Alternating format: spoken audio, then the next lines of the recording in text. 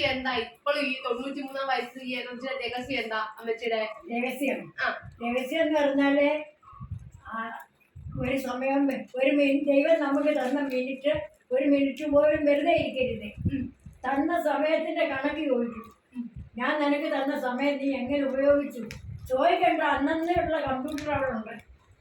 നമ്മൾ മരിച്ചു കഴിയുമ്പോഴേ ചോദിക്കണ്ട, അവിടെ ഒരുക്കി വെച്ചിട്ടുണ്ട്. അപ്പോൾ നമ്മൾ ദൈവം കാണുന്നു. വെറുതെ ഇരിക്കാൻ പാടില്ല. ആയുസ് തന്നതേ വെറുതെ ഇരിക്കാൻ പാടില്ല. അപ്പോൾ അംഗവൈകല്യം ഉള്ളവർക്കും മാനസിക രോഗം ഉള്ളവർക്കും ഒക്കെ നമ്മൾ പ്രവർത്തിച്ച് അവരെ കൂടെ നടത്തുക. അങ്ങനെ പിന്നെ വെറുതെ ഇരിക്കുമ്പം പലവിധമായ രോഗങ്ങളും നിരാശയൊക്കെ വരും. ഇന്നെന്തോ ചെയ്യാൻ കഴിഞ്ഞു ഉറങ്ങുന്നതിന് മുമ്പ് അത് നമ്മൾ ചെയ്തിരിക്കണം. എന്നുവെച്ചാൽ ഒരു കൈ കൊണ്ട് ഇങ്ങനെ ചെയ്യുമല്ലോ, രണ്ട് കൈ കൊണ്ടും.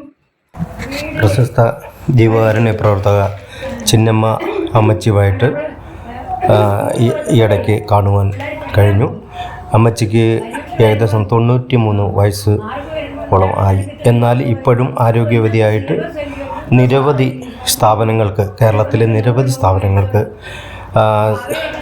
ജീവകാരുണ്യ പ്രവർത്തനങ്ങൾ ചെയ്യുന്നുണ്ട്. അവർ സാമ്പത്തികമായും പിന്നെ ഉൽപ്പന്നമായും ഈ അമ്മ ഇപ്പോഴും ഈ വയസ്സാം കാലത്തും നിരവധി സേവനം ചെയ്യുന്നു. ഈ അമ്മയുമായിട്ട് സംസാരിച്ചിട്ടുള്ള ചില കാര്യങ്ങൾ ഞാൻ നിങ്ങൾക്കായി പങ്കുവയ്ക്കുന്നു. പിന്നെ പറഞ്ഞു വിട്ട ആളെ അങ്ങനെയൊക്കെ നമുക്കൊരു ഇതില്ലയോ, നമ്മൾ സ്വന്തമായിട്ട് വന്നതല്ലല്ലേ. അപ്പം അങ്ങനെയുള്ള ഓരോ കാര്യങ്ങൾ നമ്മൾ 93 വയസ്സൊരു കാര്യമല്ല.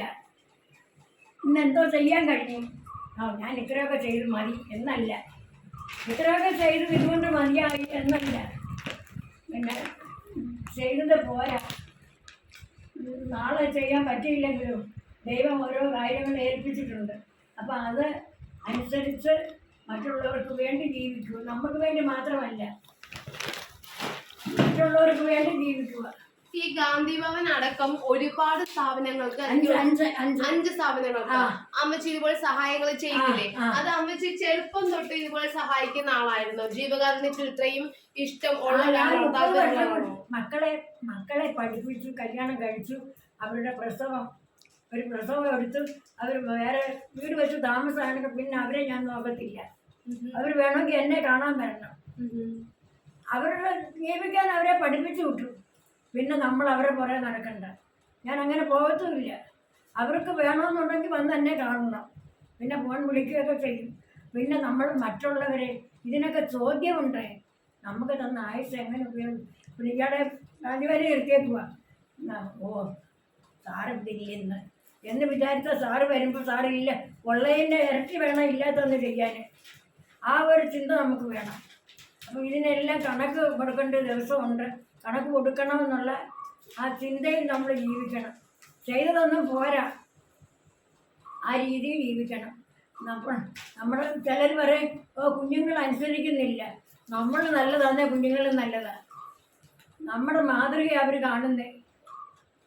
അന്നേരം ഒരു ഇച്ചിരിയും തെറ്റ് പറ്റിയാൽ ആദ്യമേ അങ്ങ് വിലക്കണം. ചിലർ പറയും തോന്നും കൊച്ചയ്യോ ഇത്തിരിയുടെ കഴിയട്ടെ, ഇത്തിരിയുടെ കഴിഞ്ഞാൽ അവൻ കേൾക്കും. എന്നുവെച്ചാൽ ഒരു കല്ലെടുത്ത് ചെളിക്കകത്തിട്ട ചെളി പതി, ആ കല്ലെടുത്ത് ഈ ഭിത്തിയിലോട്ടിട്ട് നമ്മുടെ നെഞ്ചത്തോട്ട് വരും. തിരിച്ച് പറയുന്നതിന് മുമ്പ് കുഞ്ഞിനെ എല്ലാം പഠിപ്പിച്ചിരിക്കണം. മനസ്സിലായോ? തിരിച്ച് പറയുന്നതിന് മുമ്പ് കുഞ്ഞിനെ എല്ലാം പഠിപ്പിച്ചിരിക്കണം.